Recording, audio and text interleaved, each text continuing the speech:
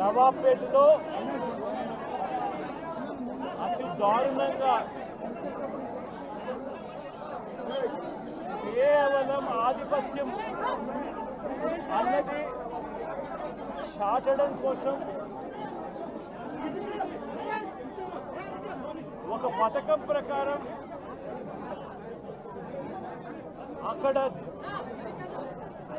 కర్రలతో అతి దారుణంగా దాదాపుగా 20 మంది కలిసి కర్రలతో అతి పాశవికంగా కొడుతూ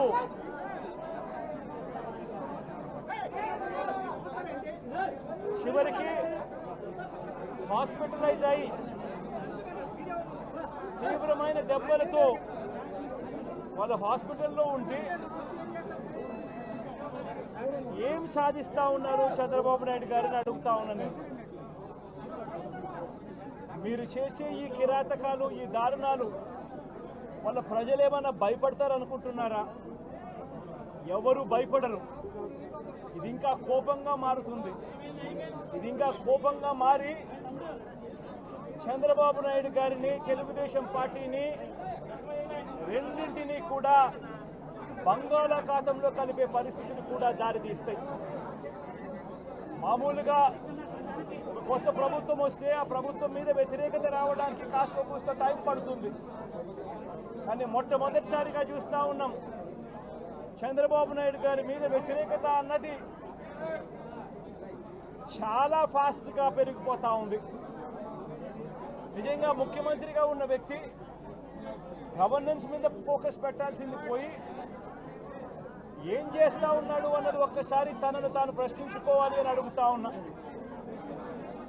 ఈరోజు రైతులకు సంబంధించి వ్యవసాయం పూర్తిగా ముమ్మరంగా సాగుతా ఉన్న పరిస్థితుల్లో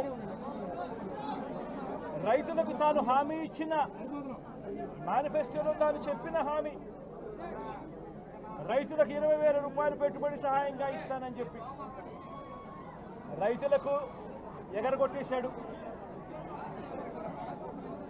ఇవ్వాల్సిన రైతు భరోసా సొమ్మును కూడా ఇవ్వకుండా, ఎక్కువ చేసి ఇస్తానన్న రైతు భరోసా సొమ్మును కూడా ఇవ్వకుండా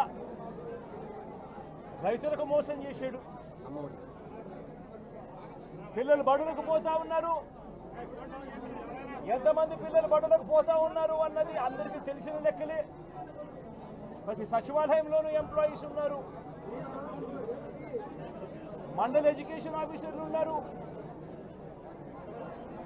అయినా కూడా తల్లులను మోసం చేస్తూ అమ్మఒడి ఎగరగొట్టేశారు. ప్రతి పిల్లాడికి ఇస్తాను అని ఎన్నికలప్పుడు చెప్పిన హామీ నీకు 15,000, నీకు 15,000, నీకు 15,000, నీకు 15,000 అని చెప్పి ఆ ప్రతి పిల్లాడిని చూపించి ఇస్తాము అని చెప్పి ఆ పిల్లలను మోసం చేశారు. ప్రతి అక్క చెల్లెమ్మలను మోసం చేశారు.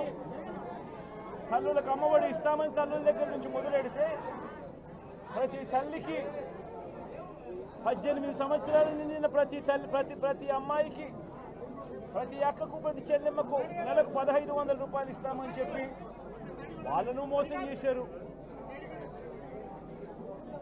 ఈరోజు ఫీజు రీఇంబర్స్మెంట్ తీసుకుంటా ఉన్న పిల్లలు జనవరి, ఫిబ్రవరి, మార్చ్ క్వార్టర్ ఫీజులు రాలా. ఏప్రిల్, మే, జూన్ ఫీజులు, 2వ క్వార్టర్ కూడా ఫీజులు రాలా. పిల్లలు చదువుకునేదానికి కూడా ఇబ్బంది పడే పరిస్థితిలోకి, ఫీజులు కట్టలేని పరిస్థితిలోకి కాలేజీ యాజమాన్యాలు ఫీజులు అడుగుతా ఉన్న పరిస్థితిని ఈరోజు చూస్తూ ఉన్నాం. పిల్లలకు వసతి దీవెన ఎగరగొట్టేశారు. అక్క చెల్లెమ్మలకు 0 వడ్డీ కూడా రావాల్సిన 0 వడ్డీ కూడా మామూలుగా ఏప్రిల్లో రావాల్సిన అది ఎగరగొట్టేశారు. ఇవన్నీ కూడా వైఎస్ఆర్ కాంగ్రెస్ పార్టీ ఉన్నప్పుడు, జగన్ ముఖ్యమంత్రిగా ఉన్నప్పుడు క్రమం తప్పకుండా క్యాలెండర్ ఇచ్చి ప్రతి ఒక్కరిని కూడా ఆదుకుంటూ వస్తూ ఉన్న పరిస్థితి. అమ్మఒడి అయితేనేమి, రైతు భరోసా అయితేనేమి, విద్యా దీవెన అయితేనేమి, వసతి దీవెన అయితేనేమి, 0 వడ్డీ అయితేనేమి, మత్స్యకాల భరోసా అయితేనేమి, ఇవన్నీ కూడా ప్రజలు మాకెందుకు ఇంకా ఇవ్వలేదు అని చెప్పి ప్రజలు అడుగుతూ ఉన్నారు.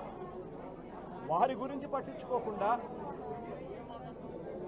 వారికి చేయాల్సిన మంచి గురించి పట్టించుకోకుండా స్కూళ్ళను నిర్వీర్యం చేస్తూ, చదువులను నిర్వీర్యం చేస్తూ, హాస్పిటళ్లను నిర్వీర్యం చేస్తూ, చివరికి ఏ ఒక్కరూ కూడా మిమ్మల్ని ప్రశ్నించకూడదు అని, ఏ ఒక్కరూ కూడా రోడ్లెక్కకూడదు అని ఈ మాదిరిగా భయాందోళనలు క్రియేట్ చేయాలనే ఉద్దేశంతో గ్రామ స్థాయి నుంచి మొదలెడితే ప్రతి ఒక్కరికి కూడా మీ కక్షలు, మీ కార్పణ్యాలు మీరు తీర్చుకోండి అని చెప్పి గ్రీన్ సిగ్నల్ ఇస్తూ గ్రామ స్థాయి నుంచి ఈ భయానక వాతావరణాన్ని క్రియేట్ చేస్తూ ఉన్నారు. ఆలోచన చేసుకోమని అడుగుతా ఉన్నా. మళ్ళీ చెప్తా ఉన్నా చంద్రబాబు నాయుడు గారికి, మీరు చేస్తూ ఉన్నది తప్పుడు సాంప్రదాయం. ఇది కనుక కొనసాగింది అని అంటే రేపు పొద్దున ఏం జరుగుతుంది అని అంటే, ఈరోజు మీ ప్రభుత్వం ఉంది, చాలా వేగంగా మీ ప్రభుత్వం కూడా తుడిచిపెట్టుకొని పోతుంది. ఆ తర్వాత మళ్ళీ మా ప్రభుత్వం వస్తుంది. ఆ తప్పుడు మా ప్రభుత్వం వచ్చినప్పుడు కార్యకర్తలు నేను వద్దు అని చెప్పినా కూడా వినకుండా ఆ కార్యకర్తలు చంద్రబాబు నాయుడు గారి తెలుగుదేశం పార్టీ వాళ్ళందరికీ కూడా బుద్ధి చెప్పే పరిస్థితి కూడా చంద్రబాబు నాయుడు గారు బీజం వేస్తూ ఉన్నారు. ఈరోజు దయచేసి నేను చంద్రబాబు నాయుడు గారికి చెప్తా ఉన్నా, ఈ తప్పుడు సాంప్రదాయాలను ఇంతటితో ఆపండి. ఈ తప్పుడు సాంప్రదాయాలు పెద్దయ్యాయి, వృక్షాలైనాయి అని అంటే ఆ తర్వాత ఆపడం ఎవరి చేత కాకుండా పోతుంది. ఇప్పటికే లా అండ్ ఆర్డర్ అనేది గాడి తప్పింది. ఇప్పటికే ఏం జరుగుతూ ఉంది అన్నది మీకే తెలియకుండా కూడా జరిగేంత దారుణమైన పరిస్థితిలోకి ఈరోజు లా అండ్ ఆర్డర్ పోతూ ఉంది. ఒక వైఎస్ఆర్సీపీ కార్యకర్తలే కాదు, వైఎస్ఆర్సీపీని అభిమానించే వాళ్ళే కాదు, చివరికి మహిళల మీద కూడా అగత్యాలు పెరిగిపోయినాయి, చిన్నపిల్లల మీద కూడా అగత్యాలు పెరిగిపోయినాయి. ఇష్టం వచ్చినట్టుగా రౌడీజం పెరిగిపోయింది. ఇష్టం వచ్చినట్టుగా ఎవరికి బుద్ధి పుడితే వాళ్ళు చేస్తూ ఉండే కార్యక్రమాలు జరుగుతూ ఉన్నాయి. లా అండ్ ఆర్డర్ పూర్తిగా గాడి తప్పిన పరిస్థితులు కనిపిస్తూ ఉన్నాయి. ఇప్పటికైనా చెప్తా ఉన్నాను, హెచ్చరిస్తూ ఉన్నాం, మరొక్కసారి కూడా చెప్తా ఉన్నాం. శుక్రవారం ఈ మధ్య కాలంలోనే జరిగిన ఇంకొక ఘటనలో ఏకంగా చంపేసిన ఘటన చూసాం నంద్యాలలో. శుక్రవారం నేను అక్కడికి కూడా పోతా ఉన్నాను. ఆ ఘటనను కూడా ఒకసారి రాష్ట్రం దృష్టికి, దేశం దృష్టికి కూడా తీసుకొని పోయే ప్రయత్నంలో భాగంగా అక్కడికి కూడా వెళ్ళి జరిగిన అగాత్యం, జరిగిన అన్యాయం అక్కడ కూడా హైలైట్ చేసే కార్యక్రమం కూడా చేస్తాం.